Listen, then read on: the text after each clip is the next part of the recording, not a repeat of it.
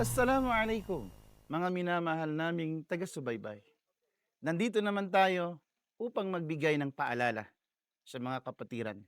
Sa paalala ng ating mahal na propeta Muhammad sallallahu alaihi wasallam. Sa kanyang sinabi, "La tadkhuluna al-jannata hatta tu'minu, wa la tu'minu hatta tahabbu. Awala adullukum ala shay'in idha fa'altumuhu tahahbabtum.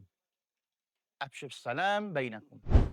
Sinabi ng propeta Muhammad sallallahu alaihi wasallam, hindi kayo makapasok sa paraiso hangga't hindi kayo ay mananampalataya sa Allah.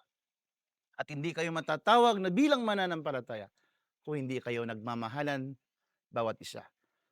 Sabi ng propeta sallallahu alaihi wasallam, batid nyo ba na ituro ko sa inyo ang gawain na kung magawa ninyo ay kayo ay magmamahalan? Afshus salam bainakum. Ipalaganap ang pagbibigay ng kapayapaan, ang salam sa bawat sa inyo, kilala nyo man o hindi. Naway isa pamuhay natin ang katuruan ng propeta sallallahu alaihi wasallam. Assalamualaikum warahmatullahi wabarakatuh.